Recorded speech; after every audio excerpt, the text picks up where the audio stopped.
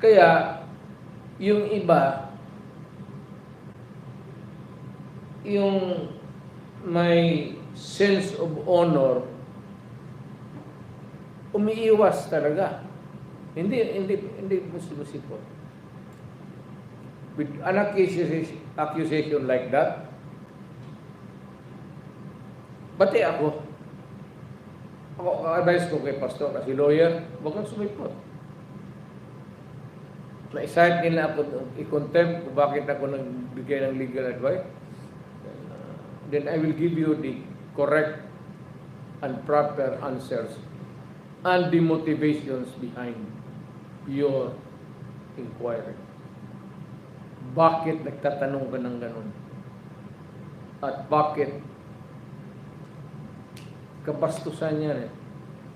If there was, you never reported it. And you stayed there for quite a time to endure it. Am I right? Puro yes yan. Ang ending ko dyan is, so you were enjoying the time of your life. Yeah, no report. Years. Correct. Because if it was hell, then by this time, we will be celebrating your death anniversary kasi napakamatay ka na. Bakit ka magtiis ng gano'n? Ganun lang yan. Hindi ako nagyayabang, ha? Lahat ng piskal, ganun ang talent namin. It's not my innate or native. Lahat ng piskal alam yan. Mas mabuti pa sa akin. Pero para lang maintindihan ng tao na kikinig ngayon, ganun ang takbo. Ganun rin ang takbo kung sa silay. Sila lang ang gano'n. Hindi ka makaka-cross-examine.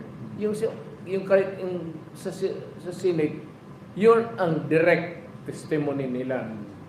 Then after that comes the defense. Now the defense would cross-examine you. Yeah. So, yan na ang tanong. Yung sinabi ko ngayon. Pero kung sa Senate hanggang dyan lang, puro direct testimony, accusation, wala kang laban, tama si pastor na hindi talaga siya sipot doon. Why? Because the pastor is not an ordinary person. The pastor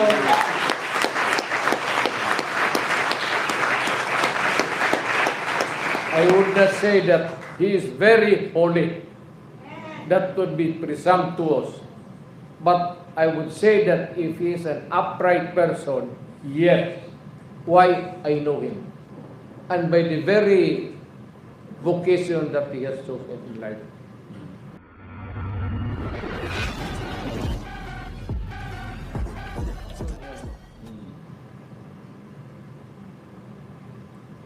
Ang sabi ko, para malaman na lang lahat, total, abogado rin ako, naging fiscal ako. At one time, professor, small time lang, maliit na eskwelahan, teaching law. Pero ganun ang, that is what democracy is all about. That is how democracy works. It is intended to benefit not just the person you are accusing in whatever body or organ or entity of government, but also you have to protect the persons that are making the accusation or reporting to government what is happening that is not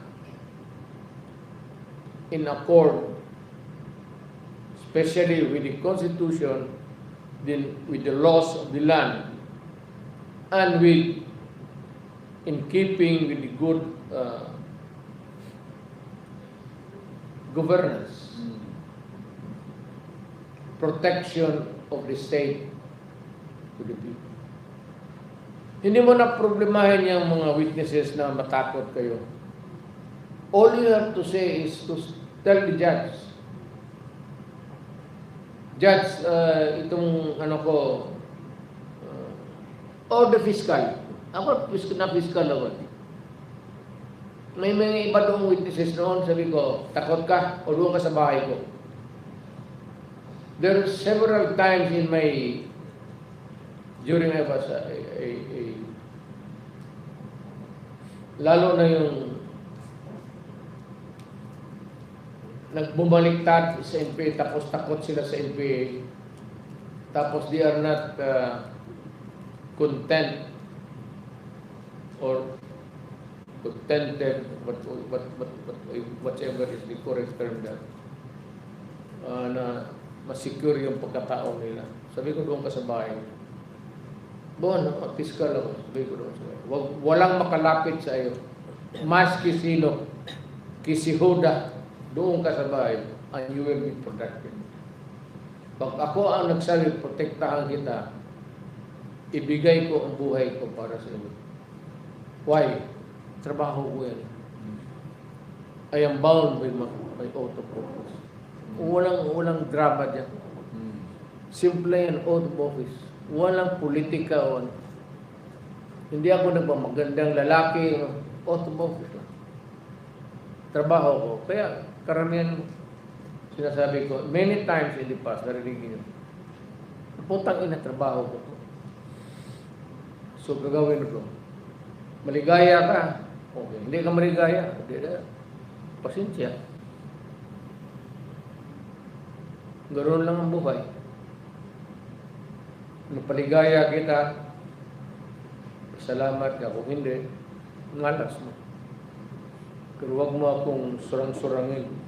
Marilingit na putang ina. Trabaho ko yan eh.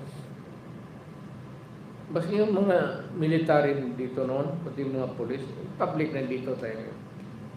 May mga gagong polis dito noon, pati military. Nung fiscal ako, kasi nung fiscal ako lang ang binigyan. Alam ng buong bayan yan, ng Davao. Ako lang ang fiscal noong binigyan ng trabaho, mag-imbestigar ng rebellion against the communists, itong mga rebelde, pati military. Kasi walang fiscal na gustong gumawa. Alam bakit? Takot sila. Ayan, in public, sabihin ko na yun. Pero alam na ito ng mga taga-Davao. Pero ako nung iniimbestiga ko, military pati pulis, pag wala kang kasalanan, wala kang kasalanan. Hindi kita ididiin. Pero pag may kasalanan kayo, pagpalabas ko yung totoo, pasensya ka. Putang ina, huwag mo akong sisihin.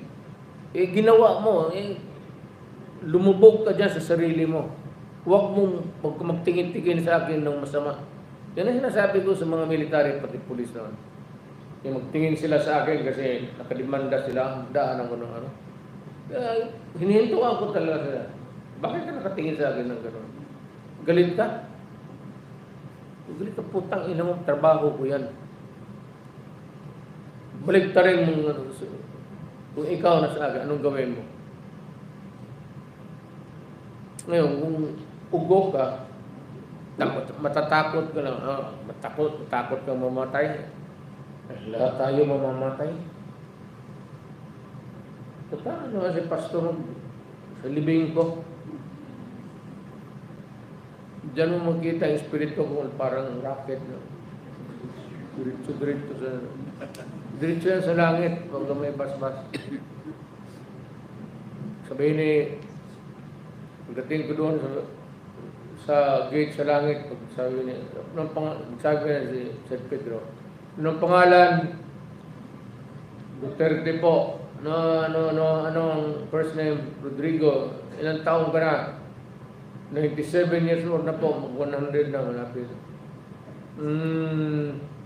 Maraming atraso dito.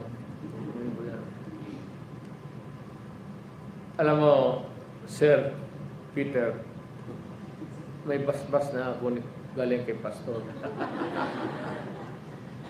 Pag hindi mo binuksan yung gate na yan, putang ina yung manok mo, ihampas ko sa mukha.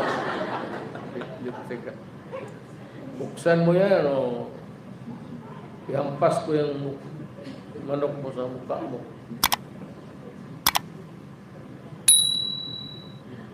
Ganun lang man yan. Kung ano yung sa lupa, kung ano yung sa langit. Pasupraduhan lang. May bas-bas na nga dito sa... ibig sabihin dito, pinatawad lang. Whatever you find it. So, what is there to be afraid of in this life? Loss of what? Job? Plenty of time in your lifetime. As long as you're alive. Good health. Loss of a friend, family member. It happens every day. Nobody escapes. Ikaw, takot ka mamatay? Ay, naku. One day, soon, dadating rin yan. So, what is there to be afraid of? The thing is that you are at peace with God. Alam ng Diyos, na wala ka namang, hindi ka namang patay ng tao, magnakaw ng tao, magnakaw mo. Masama lang ang bunganga mo, pero gano'n naman. Ngayon, may ikadagdag ako dito, no? Kasi tinanong ko ng Bosta about yung conditions for 17. Kasi parang tinatakot ako ni Ontiveros na tapos yung daw siya dyan sa social media na parang nanunuya pa na kung di ka magano, you will be invoked, contempt, and you will be arrested by, kaya napilitan ako na magbigay ng 17 condition. Ang primero pa itong bukas, sinabi ko na sa kanya, those are criminal allegations. They are not supposed to be heard there in the Senate. Diretso ka na doon sa fiscal kasi meron naman kayang mga affidavit yan sinabi mo. Doon na yan, huwag mo dito because you are overlapping the judiciary functions and powers of the judiciary. You are not a judge. Number one, ayaw kong matap sa'yo because you are not a judge. It should be in there. Sa pinilit niya, kasi parang matigas talaga siya dito, invoking his power there. So, nagbigay ko ng 17 conditions na bago ako pumunta doon. Complicated kasi ito because I am not just an ordinary person na tawagin mo doon without any complex situation that are happening in my life. I have a solukuyan threat. I have all of this intel coming to me. Kaya gusto niya, birahin ka lang kagad-agad. Nandito ka pa naman sa Mindanao, sa Davao. It entails so many things. I have entourage, I have to secure myself, things like that. So yun ang sinabi ko sa kanya na itong 17 conditions na ito, sundin mo to bago ako magpunta dyan sa iyo. Yung mga 17 conditions na yan, which are connected to my security, to my person, that I can be of good comfort when I go to Manila to face them there. Kaya, pinipilit niya.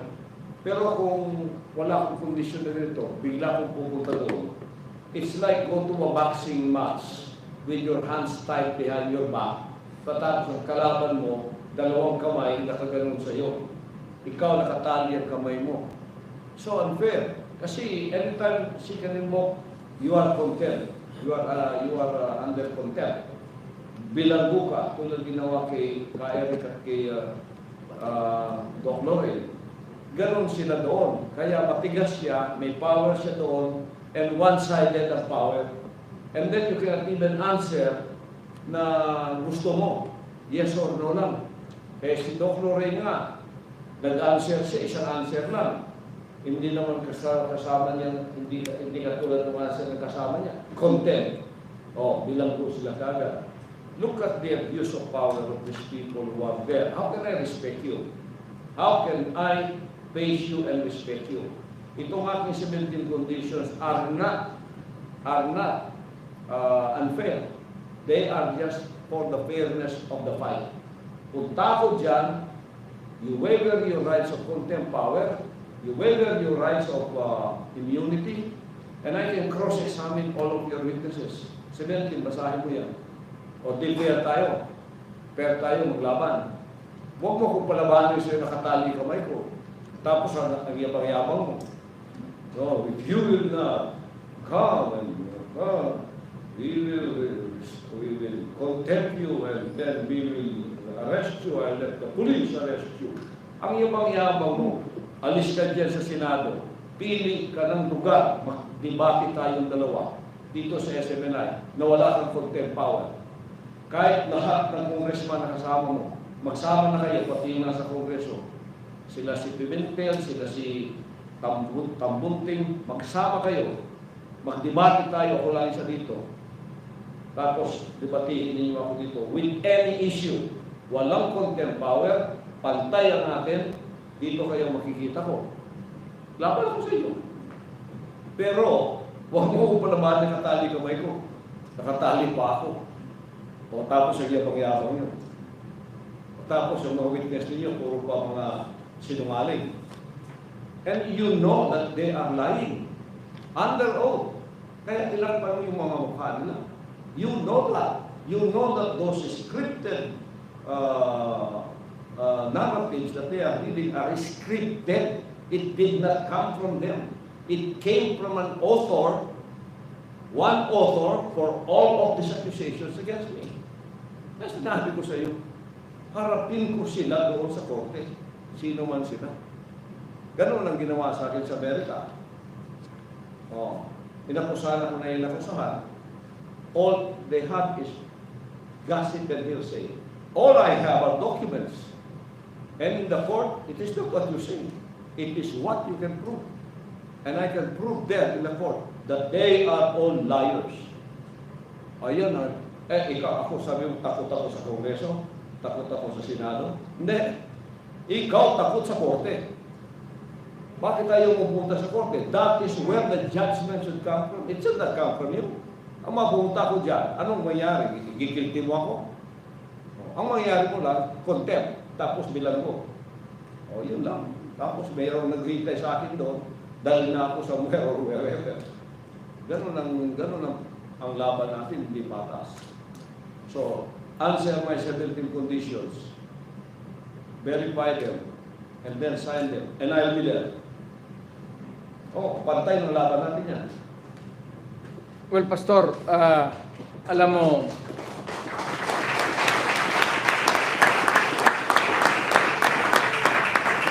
nobody can question the power of the Senate to issue a summons. First, it is an invitation. Then, pagka ayaw mo, tapos ignore mo, a summon or a subpoena, which would eventually, if you continue to be recalcitrant, hindi naman recalcitrant kasi kung hindi ka naman nakapunta doon, kung ayaw mo talaga, they would cite you in contempt of the Senate. Walang question yan. Ang problema, sa totoo lang, nakikinig man lahat ng abogado sa Pilipinas, ang Senate, kaya ako naging congressman at one time or another, I don't know when, yung Senate is just a question of yes or no if they want. They would just answer my question, yes or no. You cannot explain. Kita naman ninyo lahat. Pag if you would may overruns ka sa explanation nyo, you are cut off. That's not the part of the mainly kasi ang Senate is Inquisition.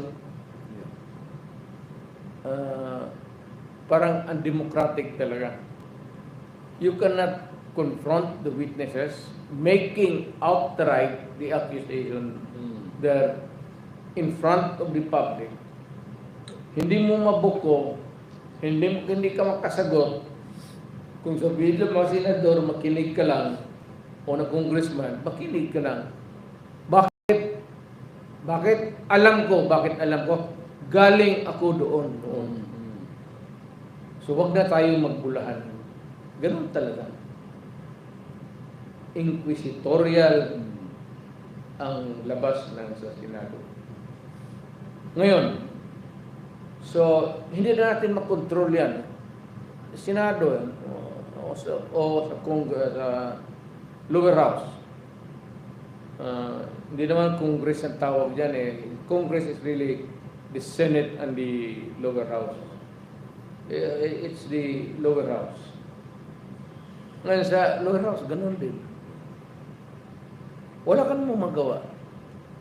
So either you honor the subpoena, starts with an invitation, then follow with a summon, then an invitation, summon, or subpoena. Then repeated non-appearance would give them the power to cite you in contempt of the Senate or of the lower House of Representatives. Question is, anong magawa mo? Kung hindi ka magsipot, pwede ka nilang ipadampot. They would ask now the sheriff sa House to make representations with the PNP to arrest you because you are cited in contempt. Can you bail yourself out? No. Wala yan. Dikit ka talaga dyan. Hanggang may hearing na, tapos gusto ka nilang i-release. Usually, i-release ka nila after that. Hindi naman talaga yung, because it is not really a punitive, this is the nature of the hearings in both houses are not punitive in nature. Hindi ang panghabol na may penalty. So wala yan. Usually after that, you are cited in contempt, then you appear and explain your absence, why, then you ask their questions. Kung kontento na sila, okay na. Itong case kay Pastor, ang problema nito, you make it sensational, extravagant drama. And it would ruin the person that they are accusing. At ito namang mga tao dito, mga babae, they are exposing kung ano-anong pinagsasabi nila. Palagay na natin rape repeatedly 1,000 times. Somehow, ang pagkatao nila tainted na. Wala ng lalaking pagka sinabi mong babae ka rape 1,000 times, ang sabi ng lalaki, malaki na ang pag-asa nito. Biro mo 1,000 times? Kaya, yung iba, yung may sense of honor, umiiwas talaga. Hindi musipot. With an accusation like that,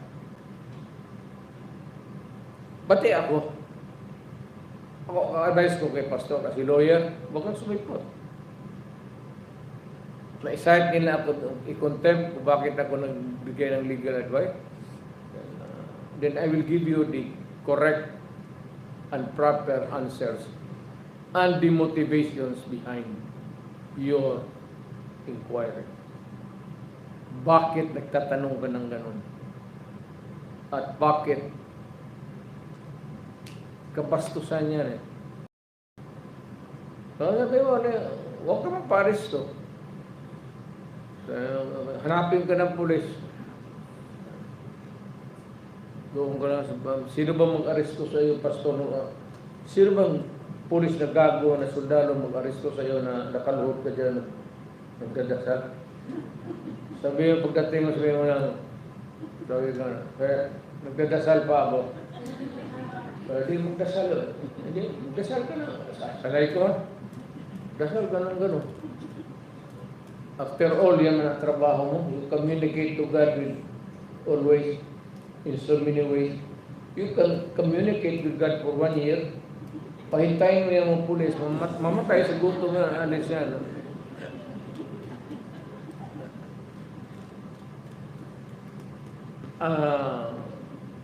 Ako ayaw ko rin kasi bastusan eh. Pagka ganon, sabihin ko, you cite me in contempt forever, but file the case in court. Doon ako magharap, doon ako mag-bail. Yes. Then I can have my liberty.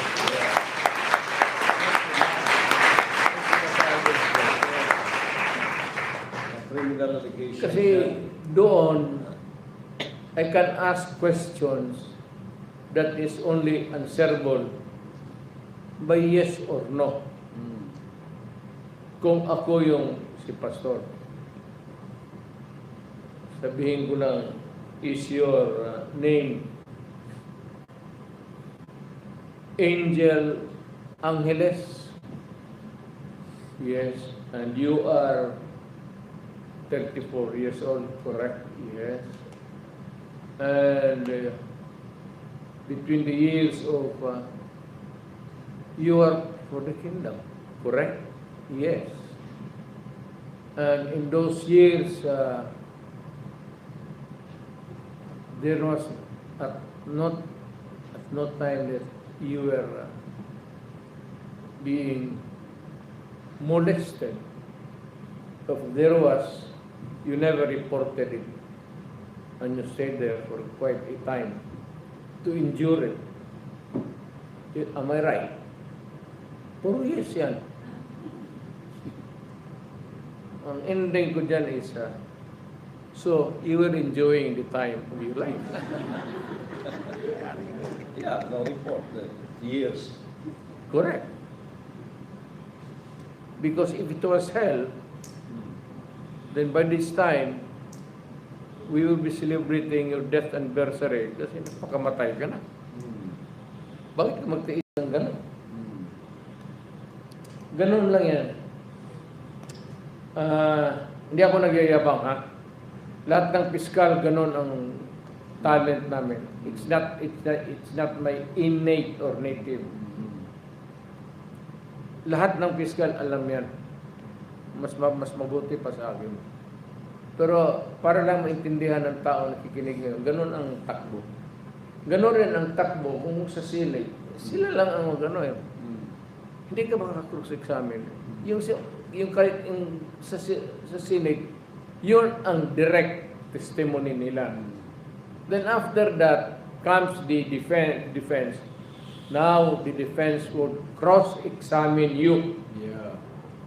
So, yan na ang tanong. Yung sinabi ko ngayon. Pero kung sa Senate hanggang dyan lang, puro direct testimony, accusation, wala kang laban, tama si pastor na hindi talaga siya sipot doon. Why?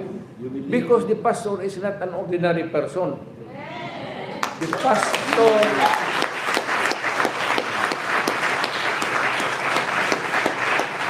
I would not say that he is very holy. That would be presumptuous. But I would say that if he is an upright person, yes. Why? I know him.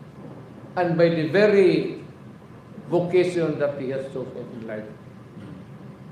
Baski na magkasala siya or one day at any time, Tao lang yan eh.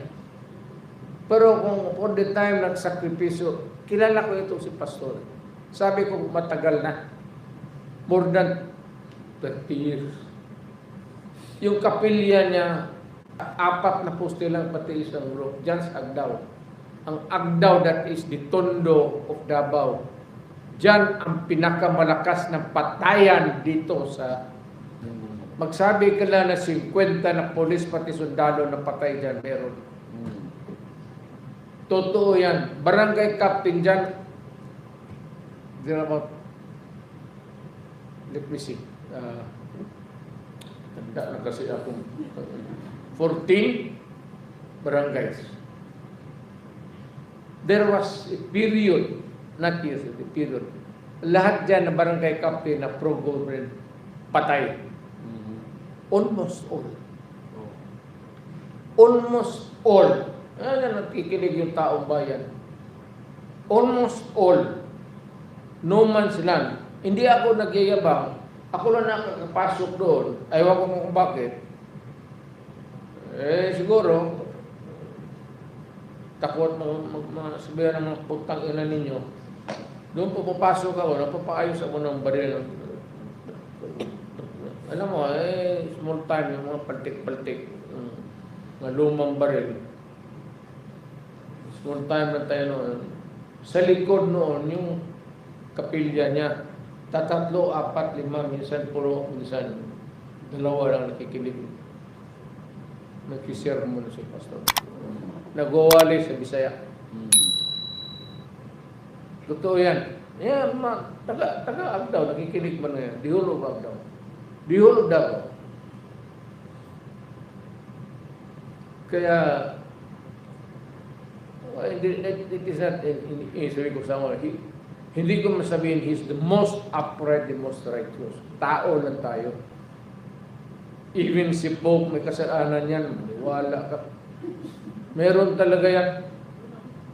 Hindi lang niya sinasabi. Kasi si Pope siya. Pero kung magsalita yun, siguro yung mga katulong niya doon sa bahay niya. Yan, tutulog, kumakain, natutulog. Mga ganun.